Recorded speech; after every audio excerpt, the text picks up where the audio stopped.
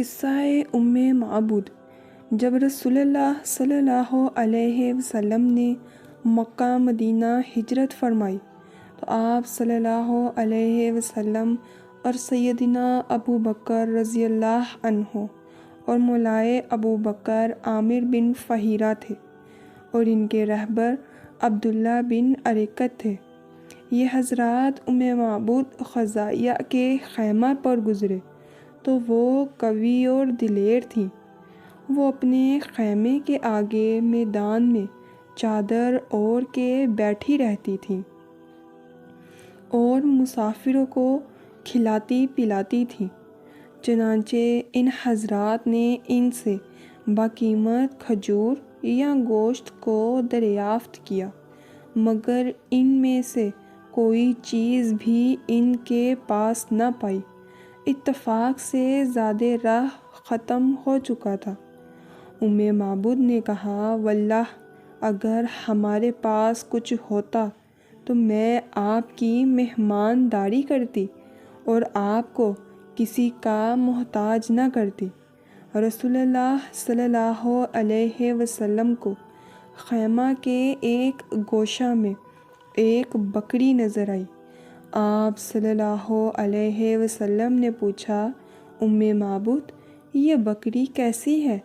اس نے کہا، یہ لاغری کے سبب بکریوں کے ساتھ نہ جا سکی۔ پھر فرمایا کہ کیا یہ کچھ دودھ بھی دیتی ہے؟ ام معبود نے جواب دیا، یہ دودھ سے معذور ہے۔ آپ صلی اللہ علیہ وآلہ وسلم نے فرمایا کہ مجھے اس کا دودھ دھونے کی اجازت ہے؟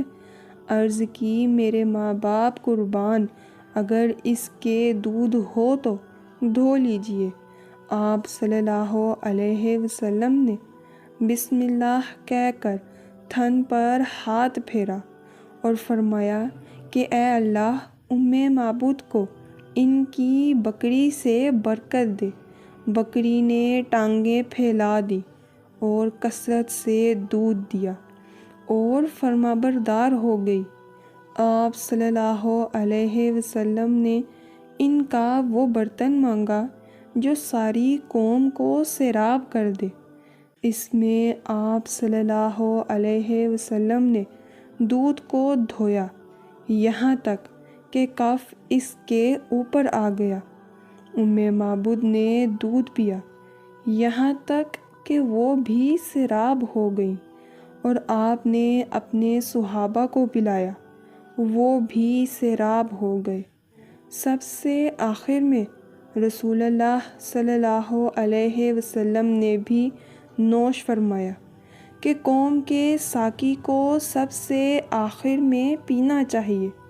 سب نے ایک بار پینے کے بعد دوبارہ پیا اور سب سیراب ہو گئے۔ پھر آپ صلی اللہ علیہ وآلہ وسلم نے اسے ابتدائی طریقہ پر دوبارہ دھویا اور اس کو ام معبود کے پاس چھوڑ دیا اور قافلہ نبوی آگے روانہ ہوا۔ کچھ ہی دیر کے بعد ابو معبود اپنی بکریاں ہانکتے ہوئے آ گیا۔ گھر میں دودھ رکھا ہوا دیکھا تو تعجب سے پوچھا، یہ دودھ کہاں سے آیا؟ بکریاں تو سب میرے ساتھ تھیں اور گھر میں کوئی دودھ والی بکری نہ تھی۔ ام معبود نے کہا، واللہ اس کے سوا کچھ نہیں ہوا کہ ہمارے پاس ایک بابرکت بزرگ گزرے جن کی یہ باتیں تھیں۔ ابو معبود نے کہا کہ میں انہیں قریش کا وہی ساتھی خیال کرتا ہوں جن کی تلاش کی جا رہی ہے۔ ابو معبود نے کہا، اے ام معبود، ذرا اس شخص کی شکل و صورت تو بیان کرو۔ ام معبود نے کہا، میں نے ایک ایسے شخص کو دیکھا جن کی صفائی و پاکیزگی بہت صاف اور کھلی ہوئی ہے۔ وہ ایک خوبصورت اور پاکیزہ اخلاق انسان تھا جس کو بڑی توند نے عیب نہیں لگایا تھا اور نہ گنجے سر نے اس کو حقیر بنایا تھا۔ اس کی گردن چاندی کی سراہی جیسی تھی، خوبصورت اور قدآور تھا۔ اس کی آنکھیں موٹی موٹی تھیں اور پلکیں لمبی اور گھنی تھیں۔ آواز گرجدار تھی۔ آنکھوں کا سفید حصہ بہت سفید اور سیاہ حصہ بہت سیاہ تھا۔ سرمگی آنکھیں، لمبے ابرو اور سر کے بال سیاہ اور دراز تھے۔ گردن چمکدار اور داڑھی بھاری تھی۔ جب خاموش ہوتے تو ان پر وقار چھا جاتا ہے، اور جب ہنستے ہیں تو حسن کا غلبہ ہوتا ہے۔